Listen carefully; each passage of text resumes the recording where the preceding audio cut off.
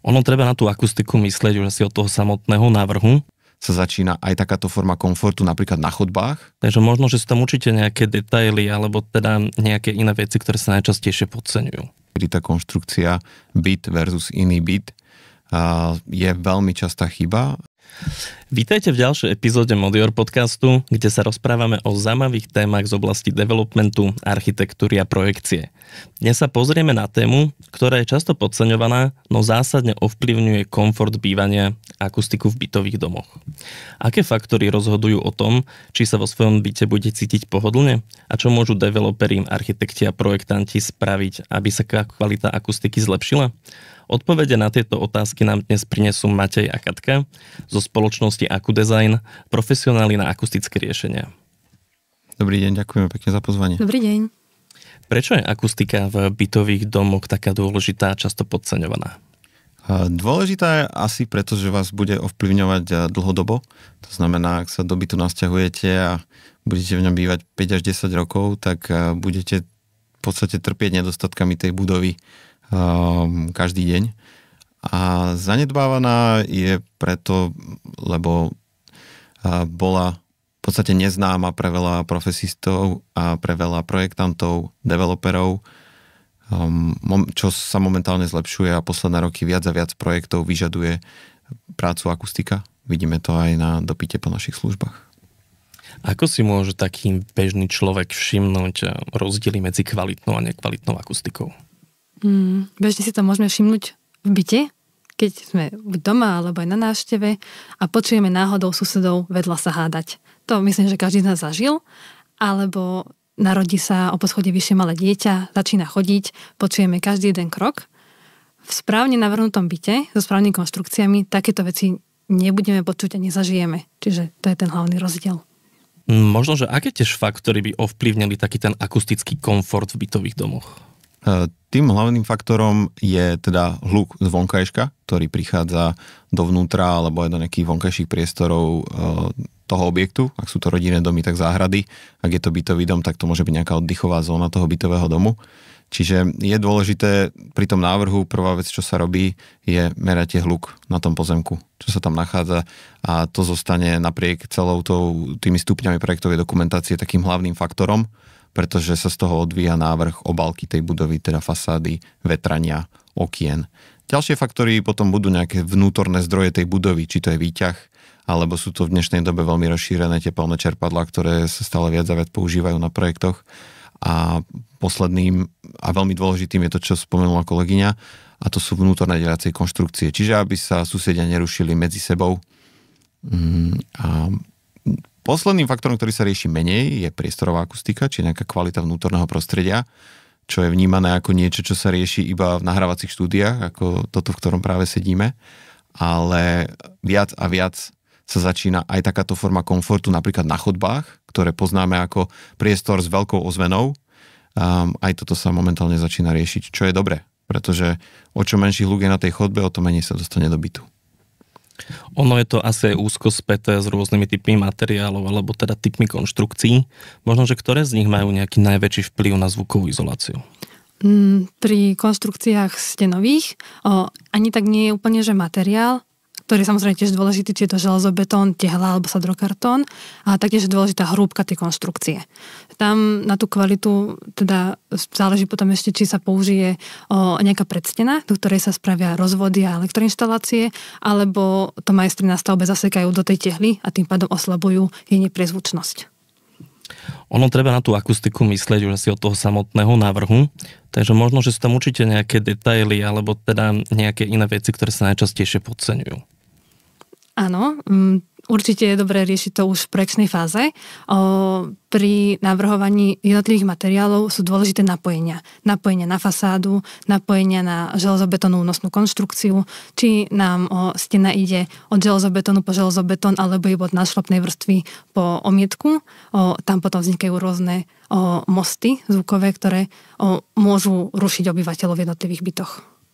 Už keď sme sa dostali teda k tej projekcii, z vášho pohľadu, ktoré sú asi také tie najčastejšie chyby pri projektovaní akustiky v bytových domoch?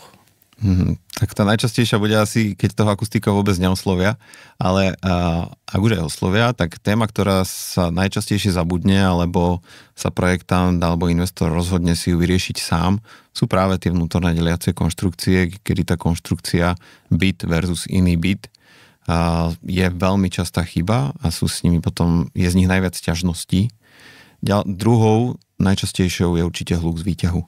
Tie výťahy boli tiež roky podceňované a taký ten dizajn šachta v šachte dnes nie je úplne investormi vítaný, pretože zaberá viac miesta. Čiže tie konštrukcie a výťahy sú momentálne najčastejšie chyby. Samozrejme, akustika je veľmi dôležitý prvok pri projekcii. Prečo sa pri návrhu stavieb tak často zanedbáva? Je to otázka nákladov? Ja myslím si, že je to skôr neznalosťou, ako som spomínal, dostať toho akustika do toho tímu. A na konci dňa si nemyslím, že tú stavbu to predraží. Niekedy môže ten akustik aj ušetriť, pretože môže zistiť, že nie všade potrebujete okna s najväčšou zvukovou izoláciou.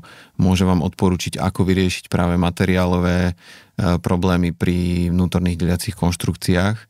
Čiže nemyslím si, že akustik budovu predraží, ale je to len o tom nezabudnúť na ňo a nezanedbať celú túto profesiu ako celok. Aby niekto, tak jak sa pozerá v rámci elektriky alebo statiky na budovu ako celok, ten akustík tiež tú budovu musí poznať jej obálku a jej vnútornosti, aby sa nezabudlo naozaj na nič. Niekedy to môže byť obyčajná kotolňa s malými čerpadielkami, ktoré pumpujú vodu. Ak sa zle tie čerpadlá ukotvia, alebo ak sa ukotvia zlé potrubia, ktoré z nich vedú, môže to spôsobiť problém. Pritom je to tichučké čerpadlo, ktoré si niekde na -1 podlaží má žiť svoj život, ale aj toto sú veci, na ktoré sa zabúda. Ono v podstate asi takých tých nedostatkov alebo takých tých nepríjemných situácií, ktorý môže budúci obyvateľ pri nekvalitnej akustike zažiť, je ich celkom asi dosť. Aké sú také tie najhlavnejšie dôsledky pri zanedbaní alebo teda pri daní nekvalitnej akustiky? Takže v podstate nadväzujem na to, čo som hovoril pred chvíľkou, že sú to práve problémy ako tečúca voda, ktorú počujete, lebo sa batéria u suseda zasekala priamo do deliacej konštrukcie. Môže to byť zle osadený výťah, z ktorého vy nemusíte počuť iba jazdu. Vy môžete počuť brzdu toho výťahu, to čo je nepríjemný hluk. Vy môžete počuť motor, ktorý sa možno že nachádza v šachte rovno na chodbe vášho podlažia. Môžete počuť teplné čerpadlo, pokiaľ je uložené rovno nad vami a nie je uložené správne. Môžete počuť toto. Môžete počuť hádku od susedov, ako sme už spomínali, to je taký najčastejší. Môžete počuť vonkajšiu dopravu, vlaky. Čiže je tých zdrojov hluku veľa v tej modernej budove pri všetkých tých technológiách, ktoré do dneska idú. Nejakým takým najlacnejším vždycky prostriedkom na opravu alebo teda prevenciu nejakého neduhu je správne plánovanie. To znamená, že ako by mal developer už štúdiu projektu nastaviť správne akustické riešenia? Vždy sa snažíme architektovi odporúčať, aby nás oslovili už v tom štádiu architektonickej štúdie. Čiže ešte to nejde na úrad, ešte sa len zamýšľa nad hmotou celého toho projektu, ako bude mať tú budovu otočenú, aký bude mať tvar. A už vtedy je najlepšie z našej strany sa do toho zapojiť, pretože mu vieme poradiť, že OK, toto územie poznáme, alebo vieme cca, čo sa v ňom deje, tak si nastavme, že fasáda bytov bude do vnútrobloku, chodby dajme tam a už v tomto štádiu vieme pomôcť s takým tým prvotným návrhom a potom, ako prichádzajú rôzne stupne projektovej dokumentácie, tak rozširujeme ten rozsah. Ono sa určite aj tá projekcia tej akustiky postupne teda vyvíja. Možno by nás tiež zaujímalo, že aké sú nejaké moderné alebo nové trendy alebo inovatívne riešenia v oblasti akustiky bytových domov. My najradšej projektantom alebo developerom vysvetľujeme, že sa nemusia bať sadrokartónu. Sadrokartón je za nás za akustikou výborný materiál, ktorý ale ľudia stále majú z amerických filmov v hlave zakotvený, že prerazia pesťou a sú u suseda. To už v dnešnej dobe neplatí, tie sadrokartóny sú naozaj dobré, sú ťažšie. Keď sa nepoužije tá základná doska, ale špeciálnejšia, tak naozaj medzibytová priečka môže byť za sadrokartónu a môže mať ešte lepšiu neprizvučnosť ako by mala tehla, pretože sa inak realizuje ten sadrokartón a nemusia nastať chyby, ako napríklad pri murovaní, kedy sa majstri ponáhľajú a vytvoria nejaké fugy v rámci konštrukcie. Ale samozrejme existujú iné materiály, napríklad rôzne izolačné prvky do podlah na zamedzenie krokového hluku medzi jednotlivými podlažiami. Existujú aj nejaké legislatívne normy alebo odporúčania, ktoré by mohli developeri sledovať? Keď sa bavíme o akustike v byte, máme také dve zásadné. Jedno je vyhláška 549, ktorá je voľne dostupná. Na tú sa pozerá hlavne hygiena pri odovzdávaní dokumentácie na územné rozhodnutie alebo pri kolaudácii. A potom máme slovenskú technickú normu na stavebnú akustiku, čiže na to neprizvučnosť medzi stenami a medzi stropmi. Tá platí samozrejme, obidve platia nie iba pre byty, ale pre priestory, kde sa majú ľudia zdržiavať. Čiže na toto by som dala pozor určite. Dá sa kvalitná akustika zabezpečiť aj v lacnejších projektoch? Určite áno. Ako som spomínal, tá akustika neznamená úplne, že budú veci predražené. Stáva sa nám práve to, že projekt je navrhnutý, poviem, stehal, a ktoré obzvlášť po zmene technickej normy, ktorú kolegyňa práve spomínala, ktorá sa aktualizovala minulý rok a nastali tam ďalšie zvýšenia požiadaviek na zvukovú izoláciu medzi bytmi, je možné tento materiál zameniť napríklad za sadrokartón, kde sme v podstate ušetrili developerovi. To platí napríklad pri umelom vetraní. Toho sa často developeri malých projektov boja. Čo to znamená, ak nemôžem vetrať po otvoreným oknom na vetračku, čo je často vec, ktorú my musíme oznámiť, pokiaľ nám v noci hluk z dopravy nevychádza. Pri drahšom projekte to môže znamenať rekuperačné zariadenie. Pri menšom, lacnejšom projekte to môže znamenať iba vetraciu mriežku, ktorá bude minimálne navýšenie ceny okna, zabezpečí vám výmenu vzduchu, nie je to nič fancy, ale funguje to akusticky, a keď nemáte projekt, ktorý idete draho predávať a viete, že tam potrebujete mať aj pekné veci a aj funkčné, ale stačí vám len tá funkčnosť, tak dá sa vždycky nájsť aj alternatíva. Už skôr ste teda spomínali, že na akustiku je určite dôležité myslieť na začiatku projektu alebo čas tej projekčnej fáze. Možno, že aké tipy by ste dali architektom alebo teda developerom na akustiku, aby sa na nich nezabudlo? Je to ťažké, hlavne keď tú profesiu v podstate nepoznajú, keď vychádzajú zo školy. Čiže my sa snažíme architektov aj projektantov chodiť vzdelávať, keď nám vyjde čas. A tá rada by bola v podstate len nezabúdať na tú profesiu, radšej dvihnúť telefón, vždy sa opýtať, mám to na tomto projekte riešiť, nemám to riešiť. My sa už vieme v podstate v rámci Slovenska pozrieť asi hoci kde a povedať si, OK, tak tuto asi problém nebude, môžeme sa len tak nejak konzultačne rozprávať, alebo nie, vykričník, treba ísť sa na to pozrieť poriadne. Čiže asi tá rada je tak ako pri všetkých problémoch komunikovať. Vždycky radšej sa opýtať.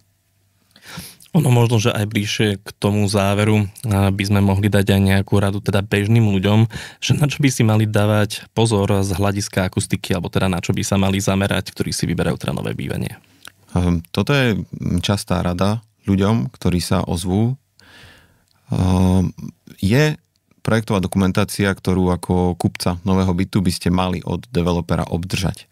Táto dokumentácia bude zahŕňať výkresy, možno nejaké technické správy, a mala by zahŕňať aj kolaudačné meranie a kolaudačné meranie akustikom, ktoré preukáže, že nebudete v byte počuť teplné čerpadlo, výťah, čokoľvek. Toto všetko sa pri kolaudácii meria a to konštrukcie. To znamená, ak vám investor nevie dodať tieto papiere, tak je niečo buď zlé, alebo ho to možno obišlo.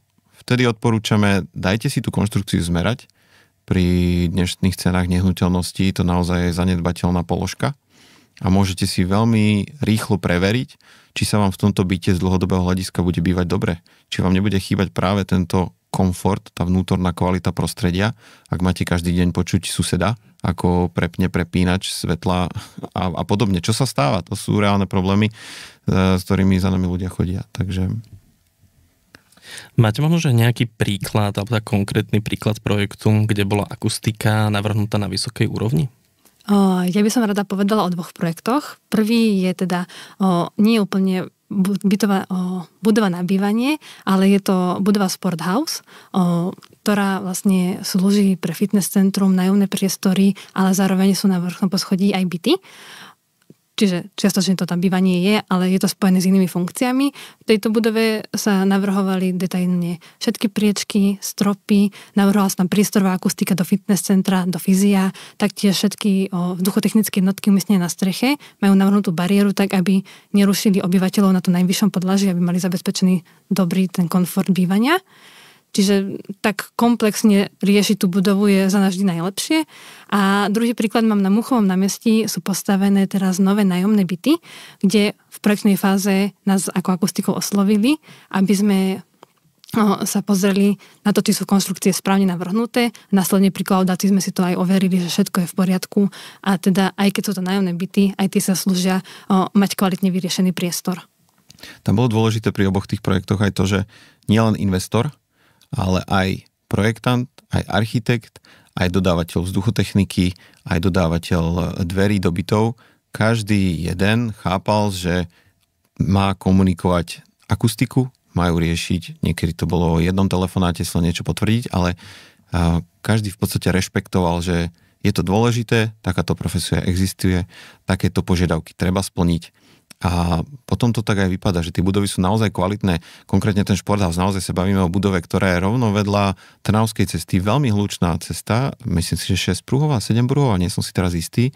Máte tam fitness centrum, máte tam fyzio, máte tam kancelárie a ešte máte hore aj byty. Čiže polifunkcia akože najvyššieho radu a túto budovu sme kolaudovali komplet celú a naozaj tie každé jedno meranie tam pekne vyšlo, pretože sa počas celého toho procesu projekcie aj výstavby tej budovy akustika neustále kontrolovala. Akustika je jedným z tých aspektov bývania, na ktoré si väčšina ľudí spomenie, až keď už je neskoro. Keď počujú každý krok na chodbe alebo to rozhovory z vedľajšieho bytu. A preto, ako sme si dnes povedali, dobrý akustický komfort je možné dosiahnuť správnym návrhom už v ranných fázach projektu, no je potrebné, aby developeri, architekti a projektanti venovali tejto téme dostatočnú pozornosť. Matej a Katka, ďakujeme veľmi pekne za vaše cenné rady a za váš pohľad do sveta akustiky. A ak sa vám dnešná epizóda a nášho podcastu páčila, nezabudnite nás sledovať na sociálnych sieťach. Vidíme sa pri ďalšej časti Modior podcastu.